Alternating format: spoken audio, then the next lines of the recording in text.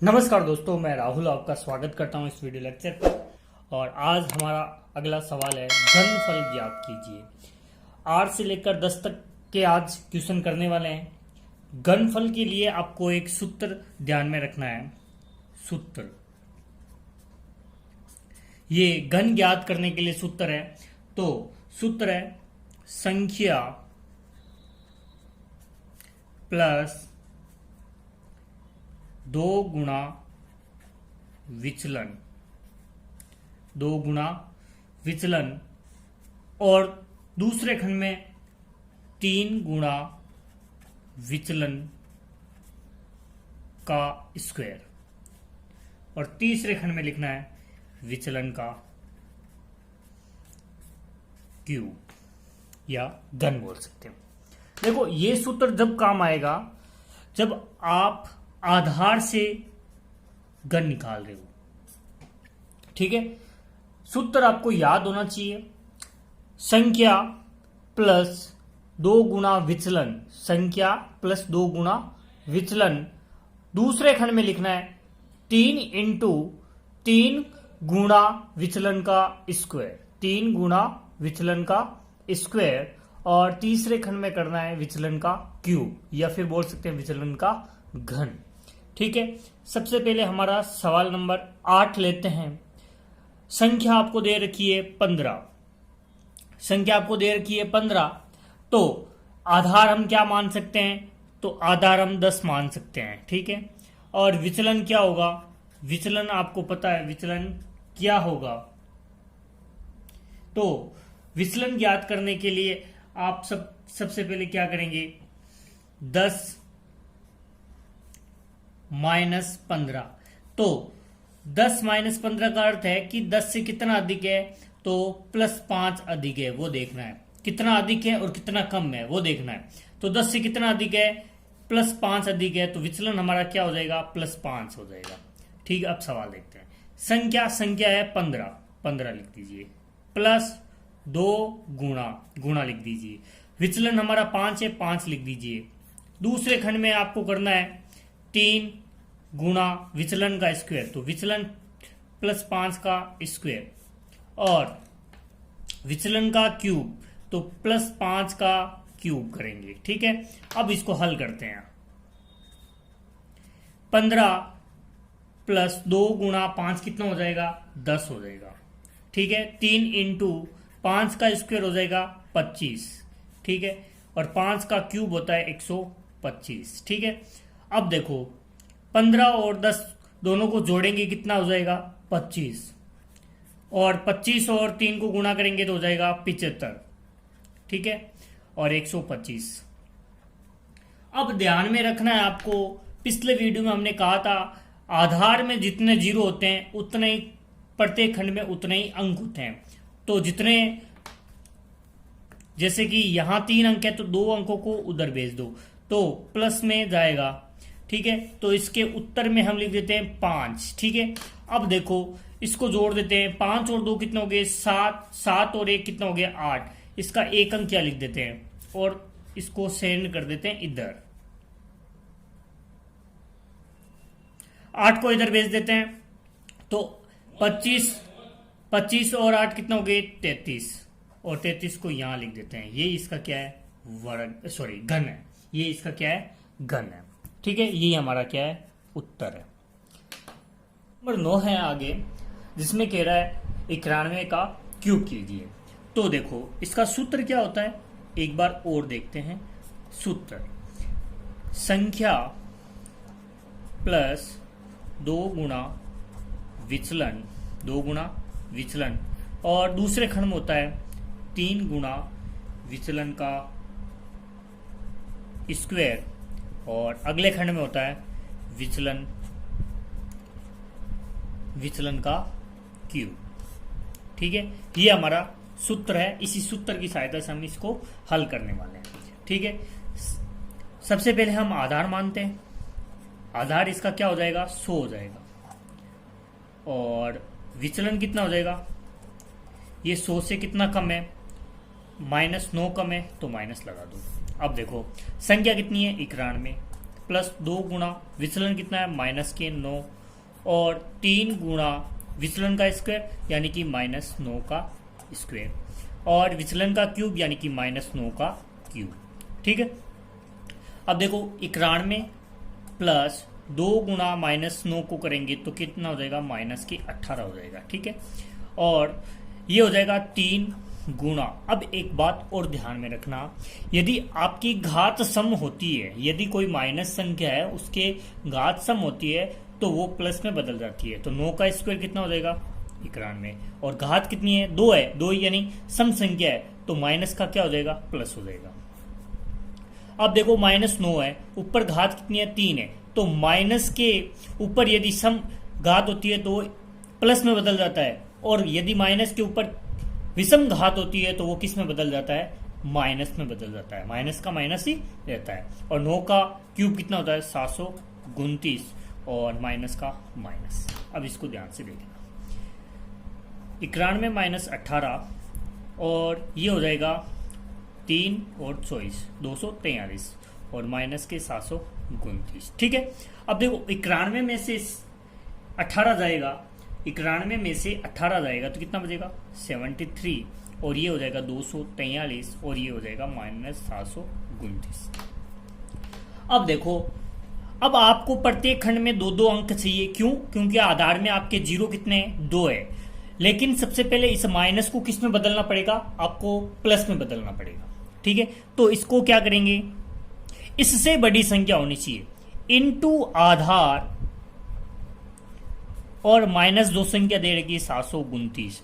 तो यहां आपको इनटू आधार किससे करें कि ये 729 से बड़ा हो। क्या उधार लेना पड़ेगा 243 से कि इनटू आधार का मतलब कितना है 100 है और -729। तो आप कहोगे कि 8 से गुणा करने पर 800 बनता है जो 729 से क्या हो रहा है बड़ा है। तो ये 800 -729। ठीक है, ये पहला खंड।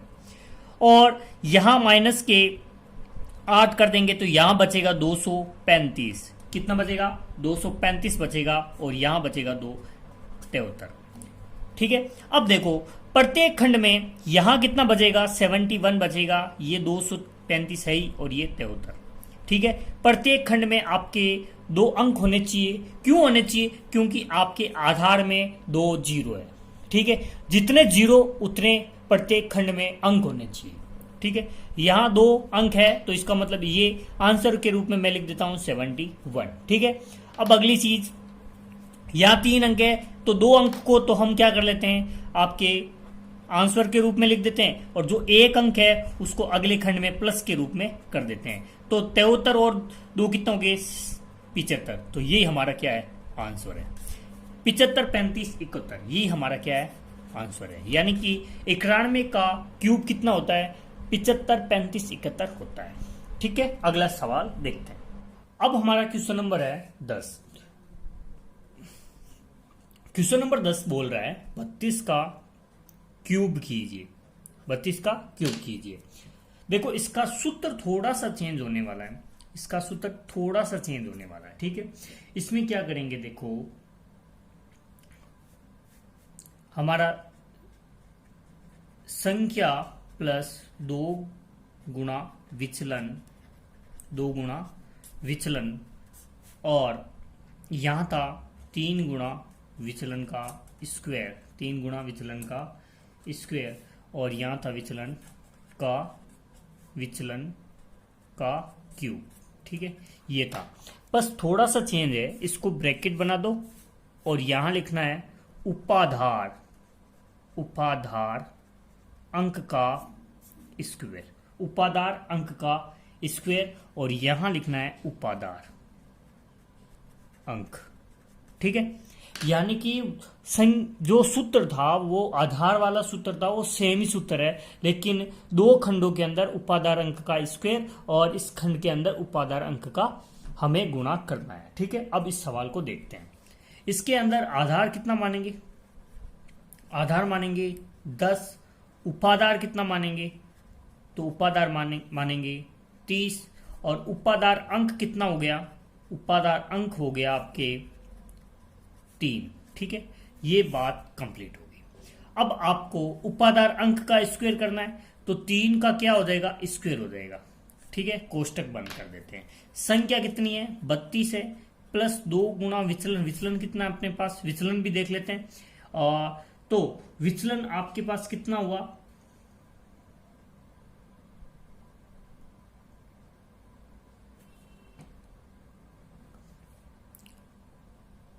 विचलन आपके पास कितना हुआ, देखो विचलन भी लिख देते हैं। विचलन देखो 30 है और ये 32 है, कितना अधिक है, 2 अधिक है, ये 2 लिख दीजिए। ठीक है, और उपादार अंक कितना है, 3 है, कोष्टक बंद, 3 गुणा विचलन कितना है, 2 है, 2 का स्क्वायर। ठीक है, अगली चीज विचलन का स्क्वायर, विचलन का क्यूब करना है, सॉरी विचलन का क्या करना है, क्यूब करना है। अब देखो ध्यान से, 3 का स्क्वायर कितना हो जाएगा, 9, 32 प्लस 2 गुणा 2 4 और 3 3 इंटू 2 का स्क्वायर कितना होता है, 4 होता है, 2 का क्यूब 8, 9 ये हो जाएगा 36। ठीक है, और 3 गुणा 4 या 12 और ये हो जाएगा 8। ठीक है, अब इसको हम गुणा करते हैं तो ये होता है लगभग 324 आने वाला है, 324, इसको बांट दिया 36 और ये 8।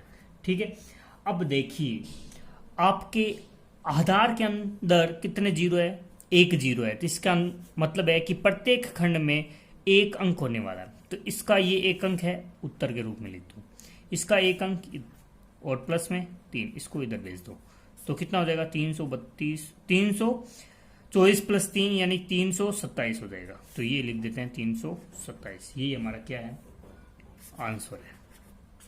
ठीक है, अब देखो इस सवाल को आगे और करते हैं। क्वेश्चन नंबर 11, क्वेश्चन नंबर 11 है 208 का क्यूब करना है। तो सबसे पहले हम क्या ज्ञात करेंगे, आधार, सबसे पहले आधार, फिर उपादार, फिर उपादार अंक और फिर विचलन, 4 चीजें ज्ञात करेंगे। ठीक है, आधार हम क्या मानेंगे, 100 मानेंगे, उपादार क्या मानेंगे, 200 मानेंगे। क्यों मानेंगे, क्योंकि 208 किसके पास में, 200 के पास में, और उपादार अंक कितना है, 2 है, विचलन कितना है, प्लस के 8 है।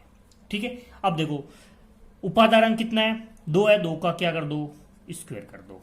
ठीक है, कोष्टक संख्या कितनी है, 208 है, 208 लिख दो, प्लस 2 गुणा विचलन, 2 गुणा विचलन, विचलन कितना है, 8 है, कोई प्रॉब्लम नहीं है।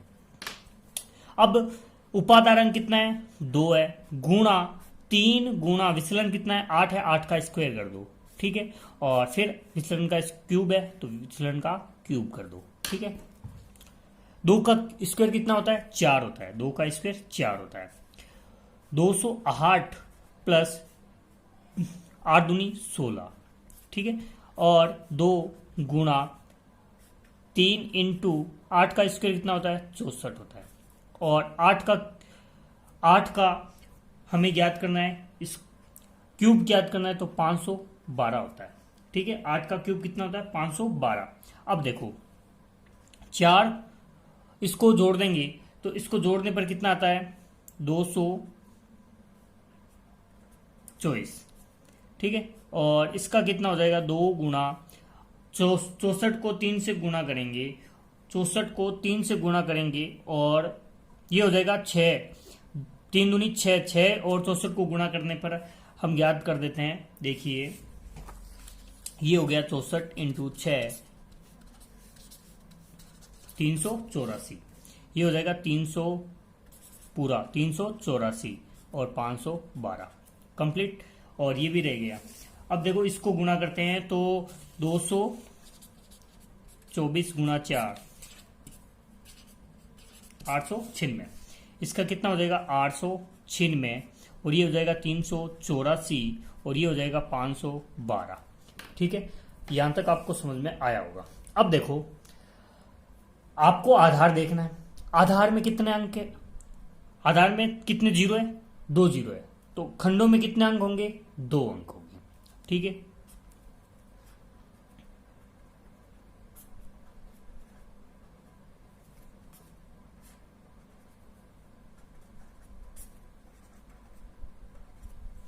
तो इसका उत्तर कितना हो जाएगा, 12 यहाँ 12 बचा, यहाँ 89 बचे, और ये 899। ये हमारा क्या हो जाएगा, उत्तर हो जाएगा। ठीक है, वीडियो अच्छा लगा है तो इस वीडियो को लाइक जरूर करें, अपने दोस्तों के साथ शेयर करूं।